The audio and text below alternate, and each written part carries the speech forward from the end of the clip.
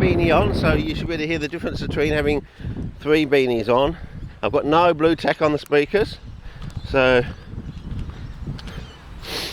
maybe I should walk back with the blue tack on the speakers, but I think, you know, I need the blue tack off the speakers to get true natural, you know, 3D sort of soundage. But I'm just taking you through here just to give you a taste of what it's like just as the GLIDs are actually germinating. And so you can see what the soil is like, the dampness of the soil. So this is the sort of dampness you expect in your pot if you're going to be germinating seeds, sort of thing. Well, it's a basic concept, I suppose. And we usually do get some pooling of water down here, but especially down there. And then some grow here, grow up there, but they mainly grow up there. And we do have a wetter area over there as well. It's been developing over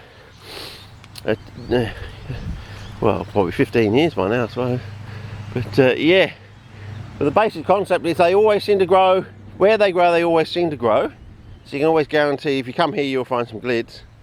So, you know, and you'll find them every year, sort of thing. So they are very finicky or particular about where they grow. So, you know, that's why we're doing this soil experiment sort of thing. So eventually it should all tie in together, and we'll have one formula that does it all. You know, does all your basic CPs, and there'll only be like special exceptions, I suppose, to the rule, sort of thing. Or if there are ones, they'll have a specific connection. You know, they don't use the standard rule because. We'll have a because statement. You know, da da da. You know, they're missing something, therefore they can't use this, and therefore they don't work on the standard formula. You know, something like that. You know, and they're missing a particular gene. They can't make this, therefore they don't usually germinate in the standard areas on the standard stuff which we can formulate in the lab, sort of thing. You know, but anyway. This area gets wetter, and it also gets wetter later on in the season as the water comes through the landscape. Again, a bit like the profoliar site, the really good profoliar sites, they get wetter. Just as everything else is drying out, they're actually getting wetter to some degree, depending on, you know, whether we're in a La Nina or El Nino cycle sort of thing. But look at that lovely grey, browny, sort of blacky looking soil, and I said I reckon we're going to end up making actually that stuff like that. We're going to have like but what instead of making a whole bucket of it, we just put the neat stuff on the top of the bucket, and it slowly meanders through the bucket, and you know, half the bucket becomes like this and the other half is still standing on the bottom. So you know, you're saving your pennies, sort of thing. You know, you make a really cheap stuff, but you don't use too much of it, and you make it go further that way. But because it's bang on the money, sort of thing, you know, yeah, it does it all, sort of thing. And that's been the CP dream of finding out what's going on in the wild, and then you know, using the scientific method to improve on it. But of course the problem has been is the basics so-called scientific theory was wrong, and therefore nothing was built on firm foundations. And you know, the scientific method just does not work when you're dealing with falsities, you know, assumptions that just aren't correct, you know. Well, here's one. Look at that one. Wow. 1, 2, 3, 4, 5. It's got its 5th leaf out, going to work on its 6th, I would say. So, yeah.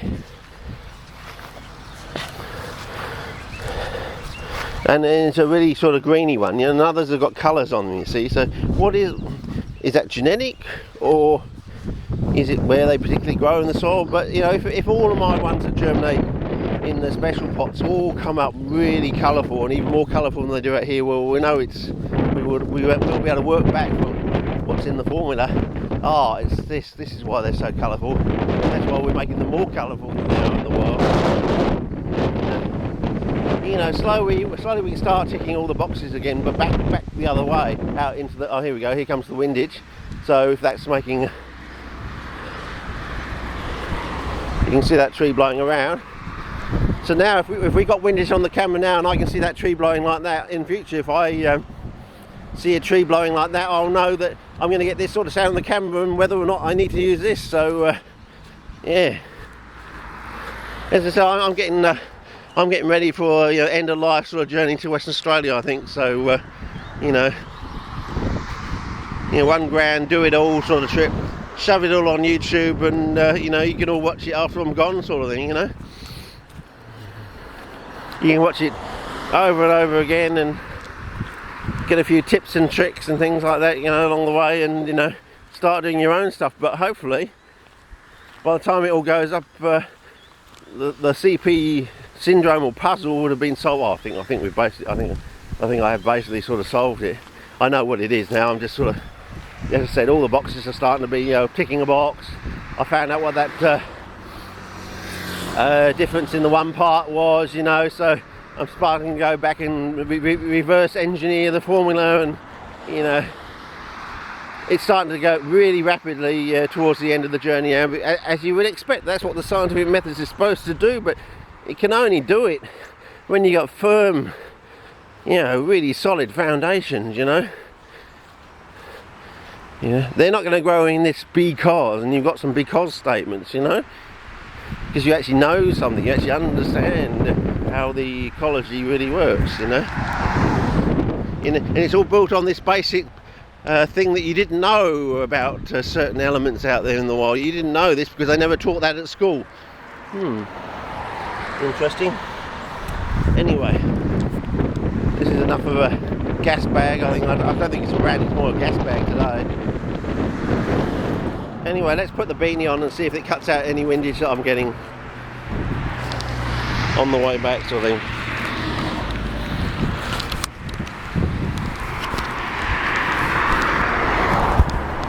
Yeah. As I said, they can't accuse you of surveillance filming when you're carrying your camera around in a bright turquoise, fluorescent turquoise couple of beanies, sort of thing, you know. It's like, well, you know, it's not black, it's not undercover surveillance sort of thing. You know, it's bright turquoise. It glows in the, well, it glows under UV. We're probably one of the most sunniest continents on the planet, you know. If you can't see it, you're blind, basically. You know, you've got a choice. You can accuse me of undercover surveillance, or you can be officially certified as blind, and then you won't be able to drive your car. That's a joke there, fellas, just a joke. A logic joke. So, you know, it'd probably tickle old David Aldridge's little tonsils anyway. So, yeah, anyway, that's about it for today. As I said, I was intending to go out and go to the back of the Onkaparinga Gorge and go down that one and do that, redo that 2004 trip, I think it was, when John Yates and Donnie pissed off at about 4 o'clock in the afternoon, and I went on about an hour and a half's journey down this thing, and the sun was almost setting, and you know, I filmed it all, and I found a new patch of Prayfolia down there, so I want to go back and see what they're like now. But of course it was at the end of the season, and they were looking a bit ratty, you know. I mean, it was at the end of their season, the Prayfolia season. I can't remember when it was, but it'll be date stamped on the camera when we can get the cassettes out of the lockup. So yeah.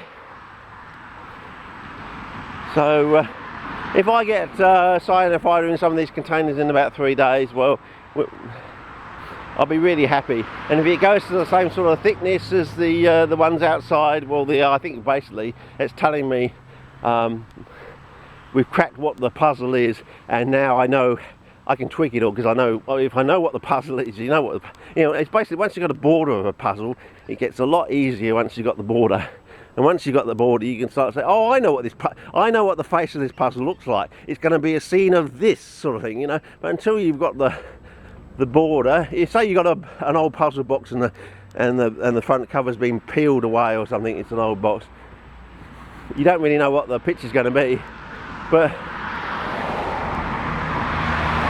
once you've got the border of the picture, you can say, oh, it's the scene of an alpine ski resort. I don't actually have the picture of the ski resort, but you know, I can see the ski run coming in there, and I can see the cable cars and all that. So, and you know, I don't know exactly what the ski resort looks like, but I know it's got to be a ski resort sort of thing, you know. It's all that sort of thing. And I really need to find some time to you know, get my bloody shears out and start cutting back this bloody oxalis away from this thing to let some more sunlight into the area. Gee, they're really doing it tough, aren't they, those ones? Yeah. Oh, this one's still, the one on the edge, still looking reasonable.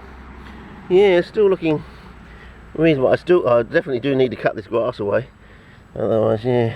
But yeah, the temperature's gone below 8 degrees, the magic 8 degrees, so yeah, they're doing it tough too after that hail. And as I said, the temperature's gone below the magic 8 degrees, but they're still growing. That's what the paper says. They don't actually go into dormancy during their winter time, which is you know, basically a Mediterranean climate winter, and that's a mistake that's in the new VF, in the new Stuart McPherson Tim Bailey book. They've made a mistake on their own sort of built-in assumptions. They haven't actually read the paper critically. They've just sort of basically copied and pasted sort of thing. And maybe it's just a copy and paste from the Tim Bailey original work over into the new one. I don't know, but you know, Stuart McPherson's put his name on the front cover. You know, had he just been on the inside, you know, published by Redfern thing, well, I couldn't really say much about that. But his name is as an author of the book on the front cover, so unfortunately I have to be the ball breaker and say, well, your name's on the front cover. You can't. There's no way I can let you weasel out of this. Your name's on the front cover, so you know those errors are also your errors. They may be Tim Bailey's errors actually, but you've taken those errors on board. Basically, you've got your name on the front cover of the book. So yeah, I don't know. You know, see what happens in spring. But well, they're not dead. They're still, and they're growing slowly.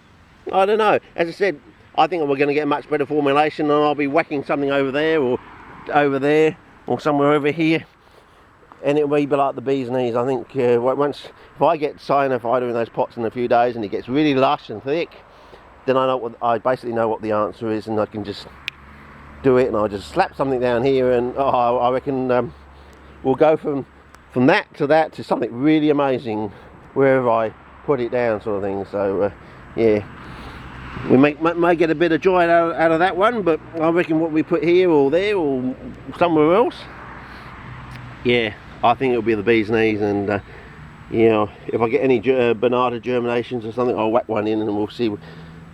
We may be able to change the growth habit from a little one to a big one. You know what I mean? I mean, won't that be amazing if you could turn a little Bernarda into a giant Bernarda? You know, it's actually the same thing, but people just haven't realised what the switch has been, sort of thing. But anyway, over and out for now. Hopefully the beanie hasn't covered the lens, and I'll before I run the card out, maybe the card has already run out, I don't know, but let's have a look. Is it still running? Yeah. Okay. Anyway, over and out for now.